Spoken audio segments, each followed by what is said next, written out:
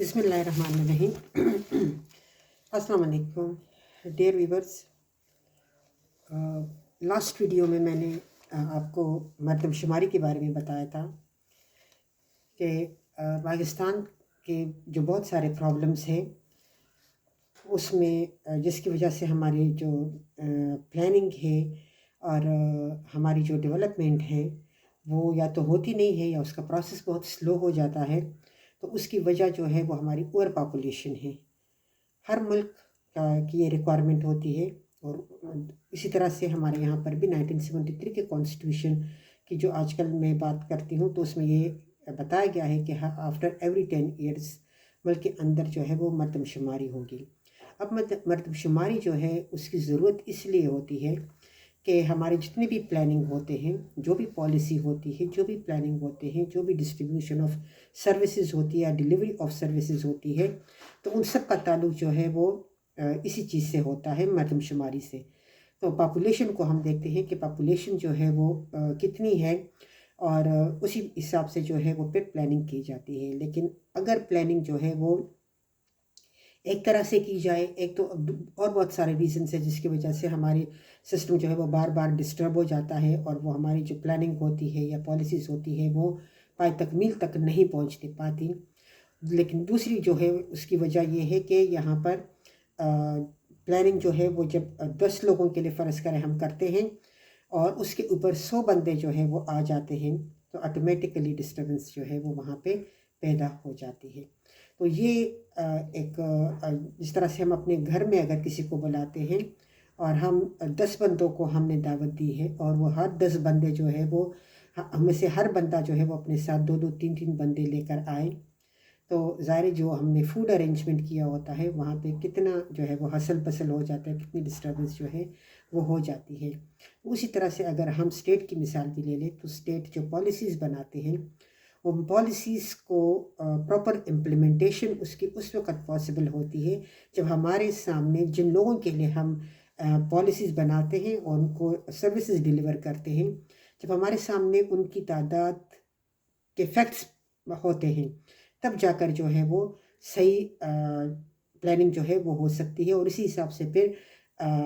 جو existing resources ہوتے ہیں اس کو ڈسٹریبیوٹ کیا جاتا ہے، اور نئے نئے جو وسٹاز ہوتے ہیں ان کو اوپن کیا جاتا ہے۔ تو اس کے لیے پھر مردم شماری جو ہے وہ ضروری ہے۔ پاکستان میں جو جتنی مردم شماری ہوئی ہے 1951، 1962، 1971، 1972، 1981، 1998، 2017 اینڈ 2023، اس میں یعنی 76 ایئرز میں پاکستان میں یہ پاپولیشن، یہ جو سینسز ہے یہ ہوئے ہیں۔ پہلے سینسز جو ہے وہ 1951 میں ہوئے تھے، جب پاکستان اور یعنی ویسٹ پاکستان اور ایسٹ پاکستان جو تھے وہ دونوں اکٹھے تھے۔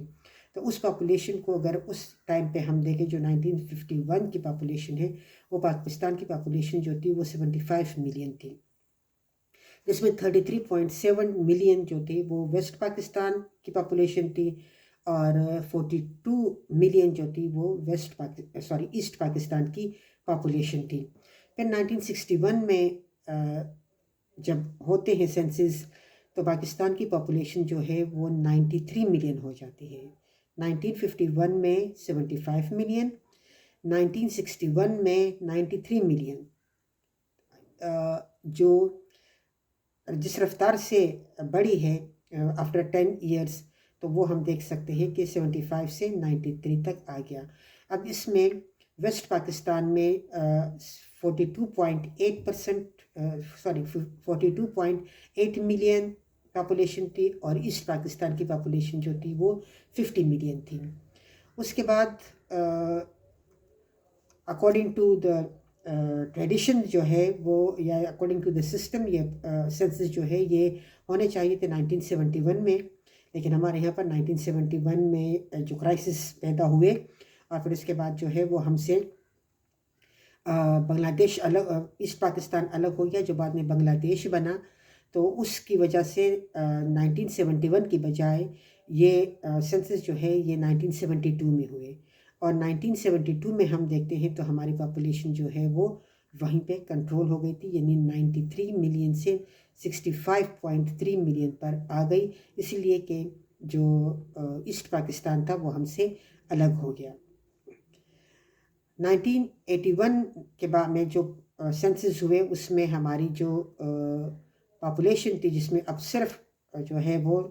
ایسٹ پاکستان یعنی پاکستان تھا، اب ایسٹ اور ویسٹ کا کنسیپٹ پھر 1972 میں بھی نہیں تھا اور آنورڈ بھی نہیں تھا۔ تو 1972 میں صرف پاکستان کی پاپولیشن جو ہم دیکھتے ہیں دیٹ از 65.3 ملین، یعنی 1961 میں یہ پاپولیشن 42.8 ملین تھی ویسٹ پاکستان کی، اور پھر 1971 کے اس میں ہم نے دیکھا تو 65.3 ملین یہ ہماری پاپولیشن جو ہے یہ ہو گئی تھی۔ پھر 1981 میں ہم دیکھتے ہیں تو 83.783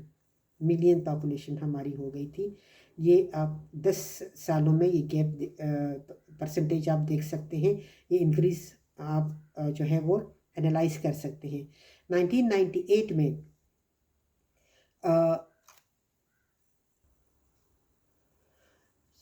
1998 میں ہم دیکھتے ہیں تو پاکستان کی پاپولیشن جو ہے وہ جتنے بھی ڈسپیوٹڈ ایریاز ہے، آزاد جموں اینڈ کشمیر اور گلگت بلتستان، یہ پاپولیشن جو ہے یہ تقریباً کم و بیش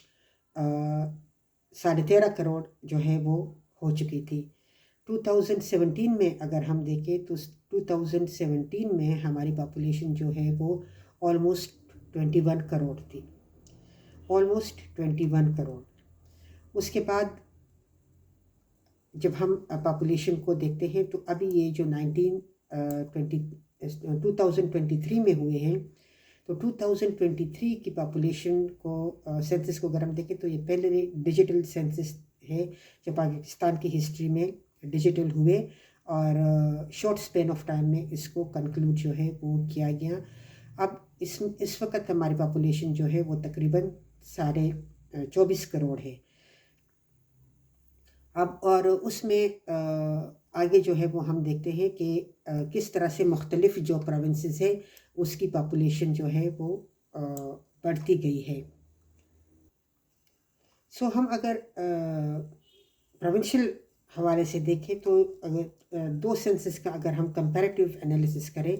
تو یہ ہم دیکھتے ہیں کہ پنجاب میں 2017 میں پنجاب کی پاپولیشن جو تھی وہ 109.98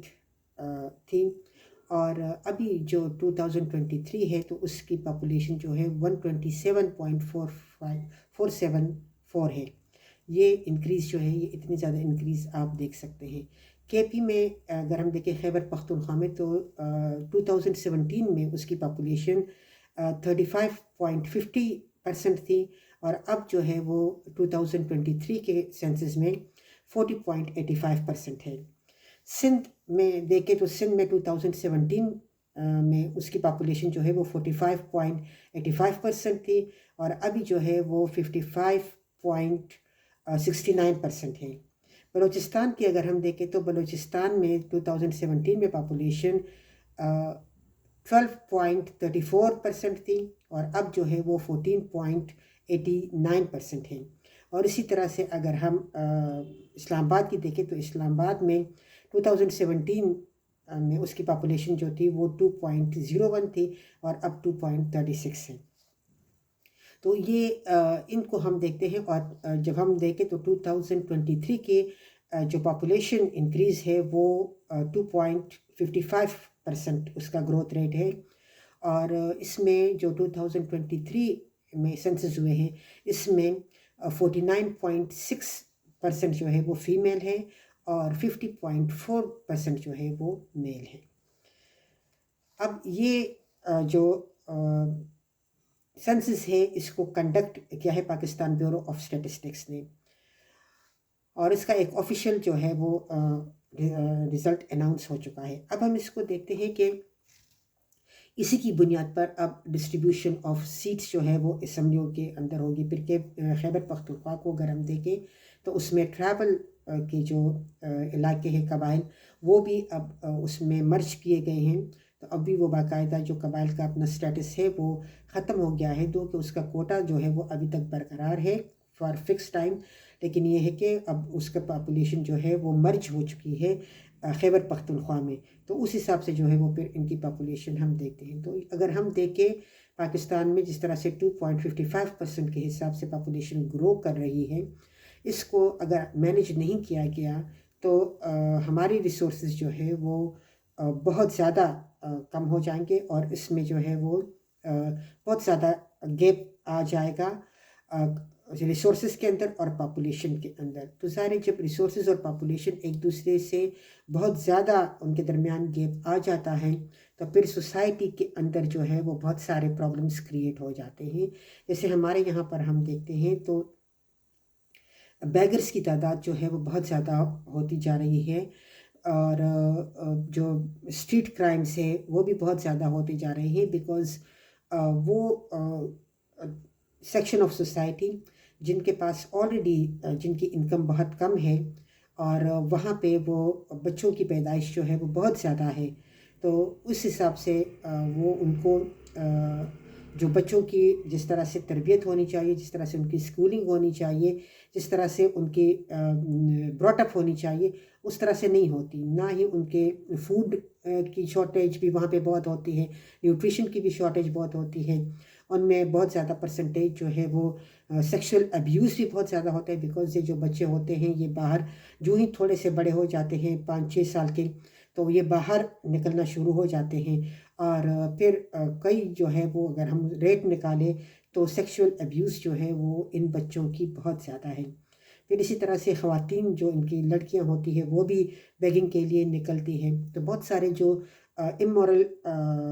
ایکٹیویٹیز ہے سوسائٹی کے اندر وہ بڑھ جاتے ہیں، کرائم ریٹس جو ہے وہ بڑھ جاتا ہے، اسی لیے کہ ان بچوں کو استعمال کیا جاتا ہے، ماں باپ جو ہے وہ ان کو پیدا کر کے پھر ان کی پراپر تربیت نہیں کر پاتے، اور ان کو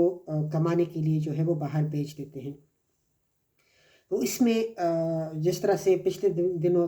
ایک آدھ کیس ہوا تھا پاکستان میں کہ چھوٹی بچیاں آتی ہیں اور انڈر ایج بچے آتے ہیں اور وہ دوسروں کے گھروں میں جا کر کام کرتی تھی، تو کس طرح سے کبھی ان کے ریپ کا شکار جو ہے وہ کر دیا جاتا ہے، کبھی ان کے اوپر جو ہے وہ وائلنس کا استعمال کیا جاتا ہے۔ تو یہ ساری چیزیں جو ہے یہ اس کا حصہ بن جاتی ہے جہاں پر پاپولیشن جو ہے وہ اپنے ریسورسز سے ایکسیڈ کر جائے۔ تو یہ ہے کہ انڈیویجول کی جو انکم ہوتی ہے وہی قوم کی انکم کاؤنٹ ہوتی ہے، تو انڈیویجول کی انکم اگر کم ہوتی ہے تو آٹومیٹیکلی نیشنل کی جو گروتھ ریٹ ہوتی ہے یا اس کی جو جی ڈی پی ریٹ ہوتا ہے وہ بھی کم ہو جاتا ہے۔ نیشنل ریسورسز جو ہے وہ کم ہوتے ہیں، اور جو باہر سے ہم اچیو کرتے ہیں through policies, through foreign relations, مختلف میٹیریلز یا مختلف جو ریکوائرمنٹ ہماری ہوتی ہے فوڈ کی یا مختلف اور چیزوں کی، تو اس کی بھی کوئی حد ہوتی ہے، کوئی لمٹ ہوتی ہے۔ اسی لیے کہ ظاہر ہے جب آپ کسی سے کوئی چیز لیتے ہیں تو جواب میں آپ کو بھی کچھ نہ کچھ دینا پڑتا ہے، تو یہ بھی دیکھنا ہوتا ہے کہ ظاہر ہے ہمارے پاس دینے کے لیے کیا ہے، ہم کیا دیکھ سکتے ہیں، ہم کیا ان لوگوں کو جن سے ہم چیزیں لیتے ہیں، فوڈ لیتے ہیں اپنی پاپولیشن کو فوڈ پرووائڈ کرنے کے لیے، تو جواب میں ہم ان کو کیا کیا دے سکتے ہیں۔ یہ ساری چیزیں جو ہے یہ ڈسٹرب ہو جاتی ہے۔ It's not the only reason, لیکن یہ ہے کہ یہ بڑے ریزن میں سے ایک ریزن ہے۔ کچھ تو ڈیفینیٹلی